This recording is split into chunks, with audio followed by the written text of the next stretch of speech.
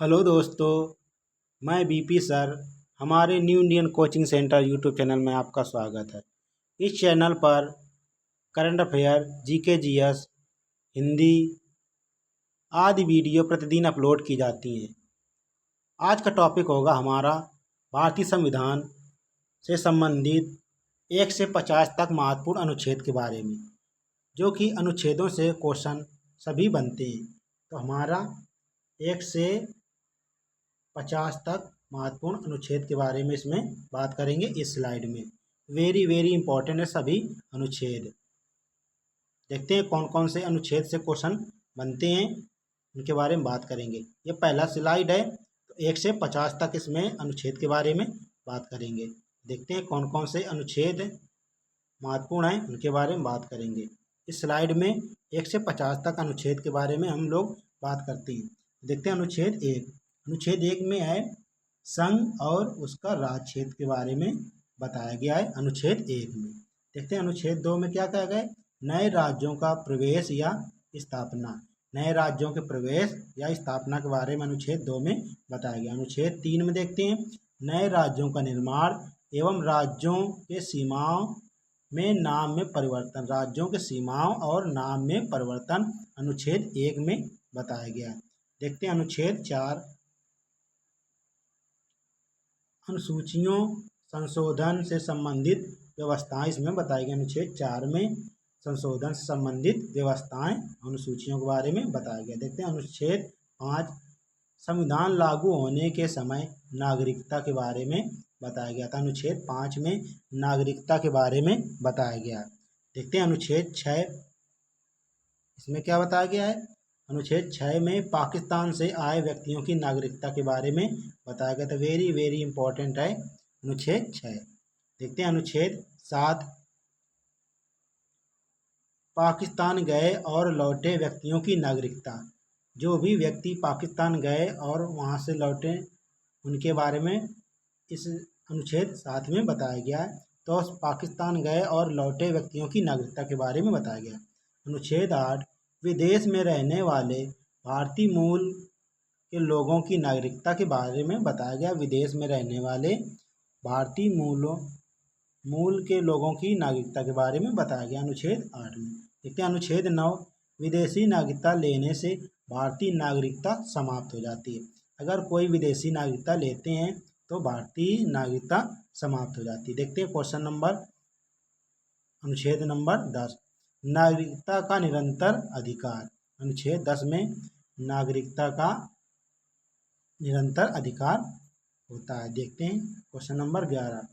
अनुच्छेद 11 में संसद को नागरिकता संबंधित कानून बनाने का अधिकार होता है। अनुच्छेद 11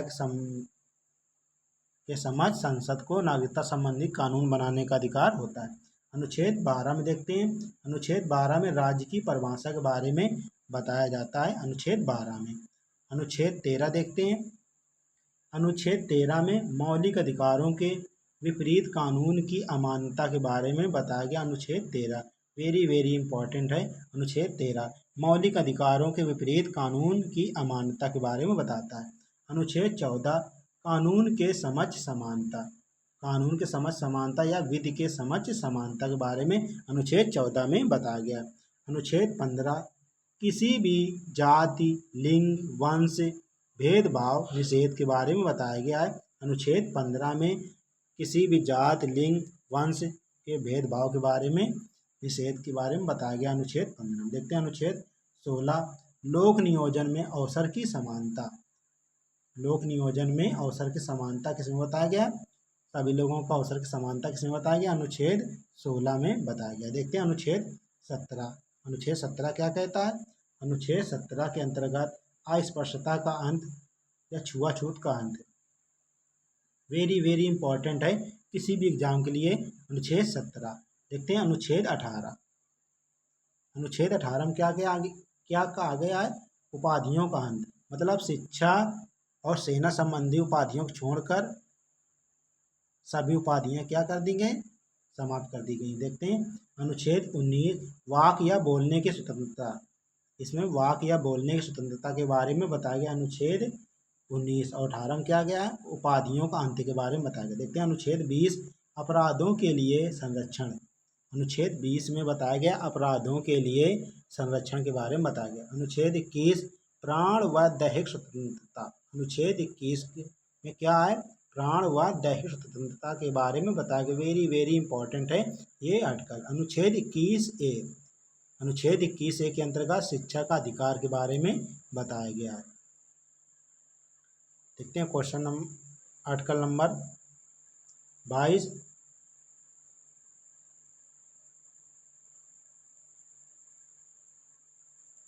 में क्या कहा गया, गिरफ्तारी और नजरबंद से संरक्षण संबंधित प्रावधान किसमें, अनुच्छेद 22 में गिरफ्तारी और नजरबंदी से संरक्षण। देखते हैं अनुच्छेद 23 मानव तस्करी और जबरन मजदूरी का निषेध। मानव तस्करी और जबरन मजदूरी का निषेध किसमें बताया गया, अनुच्छेद 23 में। अनुच्छेद 24 में बालकों से खतरनाक रोजगार का निषेध। जोखिम भरे कार्यों में बालकों को ले जाने में रोक लगाई गई है। देखते हैं कार्यों में कराने से क्या करते हैं, रोक लगाई गई है बालकों को। किस अनुच्छेद के तहत, अनुच्छेद 24 के तहत। अनुच्छेद 25 क्या कहता है, धर्म की स्वतंत्रता का अधिकार। धर्म की स्वतंत्रता का अधिकार किसमें, अनुच्छेद 25 में बताया गया। देखते हैं अनुच्छेद 26 के बारे में। अनुच्छेद 26 धार्मिक मामलों में प्रबंधन करने की स्वतंत्रता। धार्मिक मामलों में क्या करने की स्वतंत्रता है, प्रबंधन करने की स्वतंत्रता अनुच्छेद 26 में बताया गया। देखते हैं अनुच्छेद 27 करों द्वारा किसी भी धर्म के प्रचार प्रसार का निषेध किया गया है। करों द्वारा किसी भी धर्म के प्रचार प्रसार का निषेध का उल्लेख किसमें किया, अनुच्छेद 27 में। देखते हैं अनुच्छेद 28 धार्मिक शिक्षा का निषेध। धार्मिक शिक्षा का निषेध अनुच्छेद 28 में बताया गया। देखते हैं अनुच्छेद 29 के बारे में, अल्पसंख्यकों के हितों का संरक्षण। अल्पसंख्यकों के हितों का संरक्षण अनुच्छेद 29 में बताया गया। देखते हैं अनुच्छेद 30 में क्या क्या आ गया है, अल्पसंख्यकों को शैक्षिक संस्थान स्थापित करने और संचालन करने का अधिकार है। किसे, अल्पसंख्यकों को अनुच्छेद 30 के तहत शैक्षिक संस्थान स्थापित और संचालन करने का अधिकार दिया गया। देखते हैं अनुच्छेद 31 संपत्ति का अधिकार 1978 में मौलिक अधिकारों से हटाकर कानूनी अधिकार बना दिया गया। अनुच्छेद 31 को, अनुच्छेद 31 में जो संपत्ति का अधिकार था उसे 1978 के तहत कानूनी अधिकार, मौलिक अधिकारों से हटाकर कानूनी अधिकार दिया गया। देखते हैं अनुच्छेद 32 मौलिक अधिकारों के प्रवर्तन के लिए संवैधानिक उपचारों का अधिकार। इसी अनुच्छेद को B.R. अम्बेडकर की आत्मा कहा जाता है। B.R. अम्बेडकर ने क्या कहा था, इसमें संविधान की आत्मा कहा जाता है अनुच्छेद 32 में। देखते हैं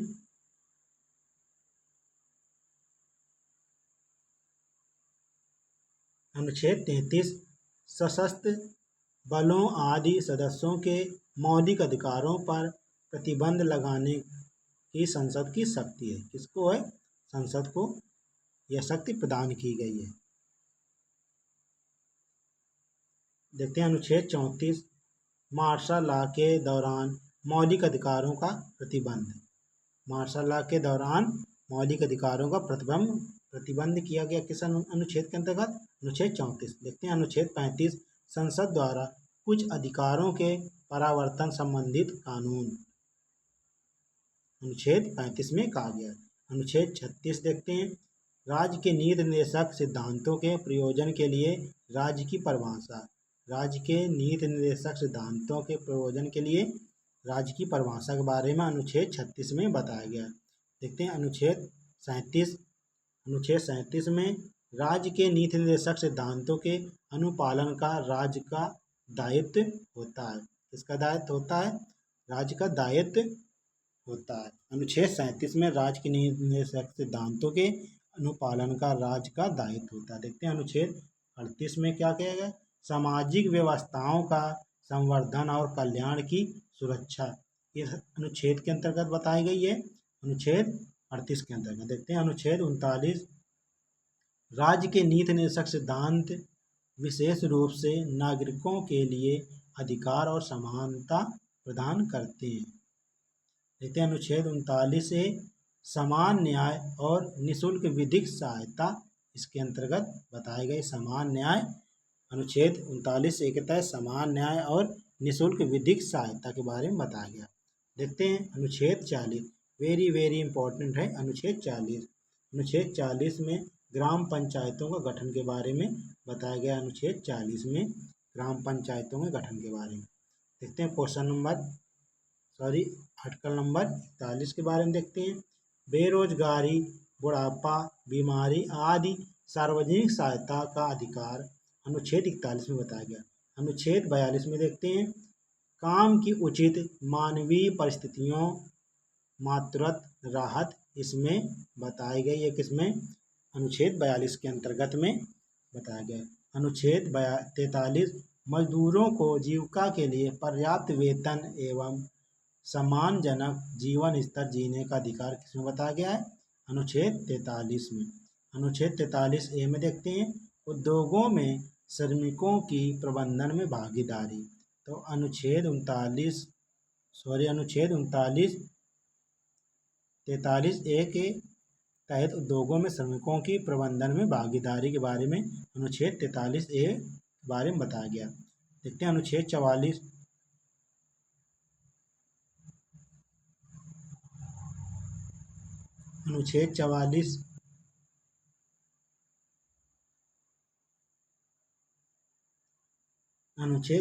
के अंतर्गत देखते हैं क्या हुआ है। तो सभी नागरिकों के लिए समान सिविल संहिता के बारे में बताया गया अनुच्छेद 44 के तहत। देखते हैं अनुच्छेद 45 में 6 वर्ष से बच्चों को प्रारंभिक शिक्षा बचपन की देखभाल के बारे में बताया गया। अनुच्छेद 6 में 6 वर्ष से कम बच्चों को प्रारंभिक शिक्षा बचपन की देख के बारे में बताया गया।